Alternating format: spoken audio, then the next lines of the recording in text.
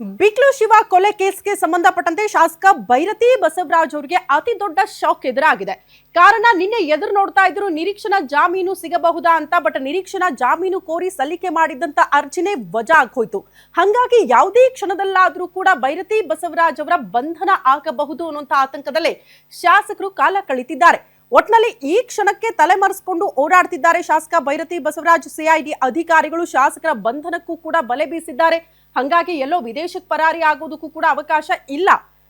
But ಜಾಮೀನು ಸಿಗಬಹುದು ಅನ್ನುವಂತ ನಿರೀಕ್ಷೆಯಿಂದ ನಿನ್ನೆ ಇಡೀ ದಿನ ಕಾಯ್ತಾ ಇದ್ರು. ಬಟ್ ಯಾವಾಗ ಜಾಮೀನು ಕೋರಿ ಸಲ್ಲಿಕೆ ಮಾಡಿದ್ದ ಅರ್ಜಿಯನ್ನ ಮತ್ತೊಮ್ಮೆ ಕೋರ್ಟ್ ವಜಾ ಮಾಡ್ತೋ, ಈಗ ಯಾವುದೇ ಕ್ಷಣದಲ್ಲಾದ್ರೂ ಬಂಧನದ ಭೀತಿಯನ್ನ ಎದುರಿಸುತ್ತಿದ್ದಾರೆ ಭೈರತಿ ಬಸವರಾಜ್. ಕಾರಣ ಸಿಐಡಿ ಅಧಿಕಾರಿಗಳು ಈ ಪ್ರಕರಣಕ್ಕೆ ಸಂಬಂಧಪಟ್ಟಂತೆ ನಿರಂತರವಾಗಿ ತನಿಖೆ ಮಾಡಿ ಉಳಿದಂತ ಆರೋಪಿಗಳ ವಿಚಾರಕ್ಕೆ ಸಂಬಂಧಪಟ್ಟಂತೆ ಚಾರ್ಜ್ ಶೀಟ್ ಅನ್ನ ಆಲ್ರೆಡಿ ಸಲ್ಲಿಕೆ ಮಾಡಿದ್ದಾರೆ. ಬಟ್ ಇಲ್ಲಿ ತನಕ ಭೈರತಿ ಬಸವರಾಜ್ ಅವರ ವಿರುದ್ಧ ಚಾರ್ಜ್ ಶೀಟ್ ಸಲ್ಲಿಕೆ ಆಗಿಲ್ಲ. ಕಾರಣ ಅವರ ಬಂಧನ ಆಗಬೇಕು, ವಿಚಾರಣೆ ಆಗಬೇಕು, ಅವರ ಪಾತ್ರವನ್ನ ಪ್ರೂವ್ ಮಾಡಬೇಕು.